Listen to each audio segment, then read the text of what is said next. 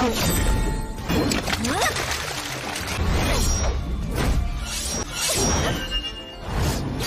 sobat semua, selamat datang kembali di channel Donghua TV. Bagaimana kabarnya sobat semua? Pastinya selalu baik-baik saja kan?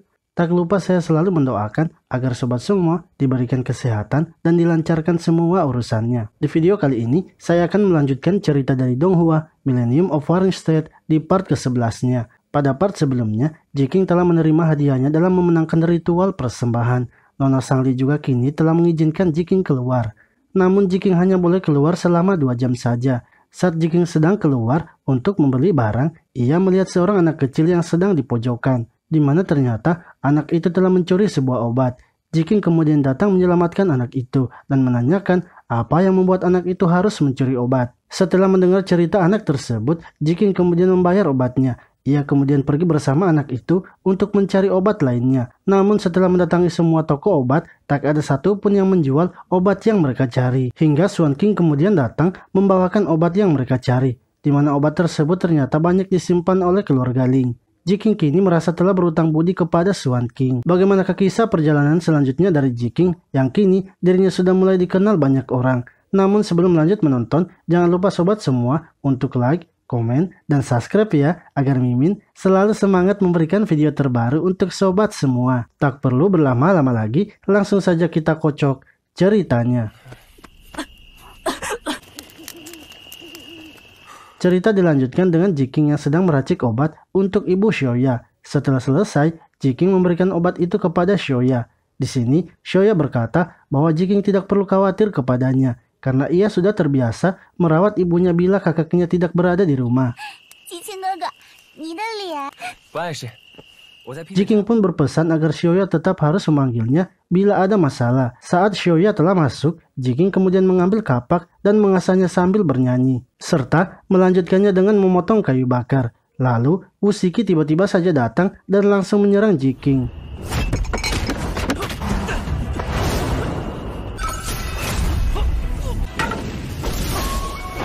Jiking pun sadar kalau yang menyerangnya adalah Usiki. Begitu pula sebaliknya. Shoya kemudian keluar dan menegur Usiki yang menyerang Jiking, di mana ternyata Shoya adalah adik dari Usiki. Hal itu pun membuat Jiking sangat terkejut. Mereka lalu minum teh bersama sambil Usiki menjelaskan semuanya. Walaupun dirinya adalah pelayan keluarga, namun hampir tak ada waktu untuk pulang merawat ibu dan adiknya. Untuk itu, Usiki sangat berterima kasih kepada Jiking. Jika nanti Jiking meminta bantuannya, ia pasti akan rela berkorban untuknya. Usiki berkata ibunya yang terbaring sakit-sakitan hanya berharap pemberian obat dari tuannya, sehingga ia selalu bersusah payah untuk mempertahankan nyawa ibunya. Bahan-bahan obat ibunya itu sangat mahal dan gajinya juga tidak bisa membelinya. Jika hari ini Jiking tidak memberikannya obat, mungkin saja ibunya akan bernasib buruk. Untuk itu, ia sekali lagi sangat berterima kasih kepada Jiking. Jiking lalu menanyakan mengapa Usiki tidak membawa Shoya dan ibunya ke kediaman keluarga Diao. Usiki tak bisa membawa keluarganya begitu saja sebab ia bukanlah pelayan yang terbaik. Dengan kontribusinya selama ini tak akan cukup membuat Tuan Muda Diao memberikan perlakuan khusus kepadanya. Jiking kemudian menyarankan agar Usiki bergabung dengan keluarga Sang. Namun Usiki lalu menghentikan perkataan Jiking sebab sebagai seorang petarung mereka selalu setia pada tuannya. Jiking lalu berkata untuk tidak terlalu sopan memanggilnya karena sekarang mereka adalah teman. Usiki pun memberitahu Jiking bahwa tuan mudanya mengutusnya untuk sparring dengannya dan undangannya itu kemungkinan sudah sampai pada keluarga Sang. Usiki sangat antusias karena ia bisa mengetes kemampuannya bersama sang juara. Namun Jiking menyadari kalau tujuan pertandingan itu tidaklah sesederhana seperti yang terlihat. Jiking sebenarnya kasihan kepada Usiki sebab bila Usiki sampai kalah, maka mungkin bisa saja ia dikeluarkan dari kediaman keluarga Diao. Usiki pun menyuruh Jiking untuk bertarung serius karena bila Jiking kalah, maka dirinya pasti akan terkenal karena sudah mengalahkan sang juara. Jiking berpikir untuk mengalah saja agar Shoya dan Usiki tidak akan menderita lagi. Setelah itu, Jiking bertemu dengan Nona Sangli untuk membahas masalah sparringnya. Jiking berencana untuk mengalah pada pertarungan itu. Namun Nona Sangli malah menyuruh Jiking untuk mengikuti kata hatinya saja. Lalu pelayan Liu datang memberitahukan mereka kalau Swan King ingin bertemu dengan mereka.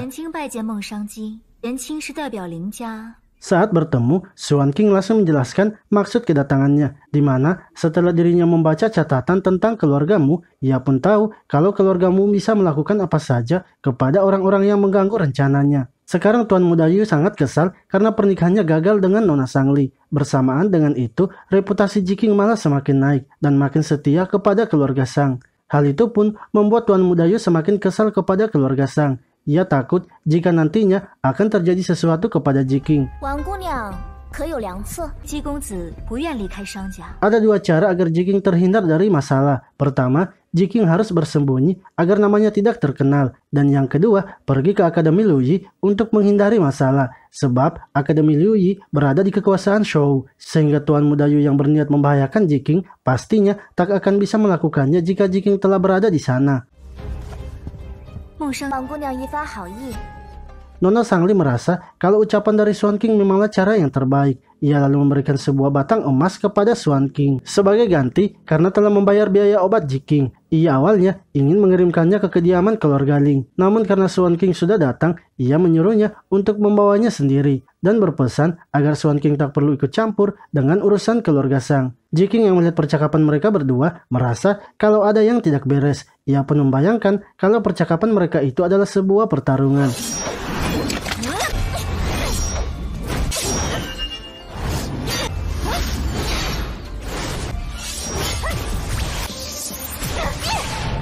Setelah itu, Nona Sangli menyuruh Luyi untuk mengantarkan Swan King pulang. Nona Sangli lalu berpesan kepada Jiking untuk selalu berhati-hati bila berbicara dengan Swan King. Ia juga merasa kalau ucapan Swan King benar, jadi Jiking sebaiknya tidak menonjolkan dirinya lagi. Sementara itu, ketika Wusuki keluar dari rumah, ia ternyata sudah ditunggu oleh seseorang utusan dari Tuan Muda Yu. Saat di dalam kereta kuda, orang tersebut memberikan sesuatu kepada Wusuki, di mana sebelumnya, saat Tuan Muda Yu bertemu dengan Tuan Muda Diao, ia pun memperlihatkan alatnya itu yang merupakan alat beracun untuk membunuh. Tuan Muda Yu tak ingin bila Wusuki hanya merusak reputasi Jiking saja, namun ia juga ingin agar Wusuki membunuhnya.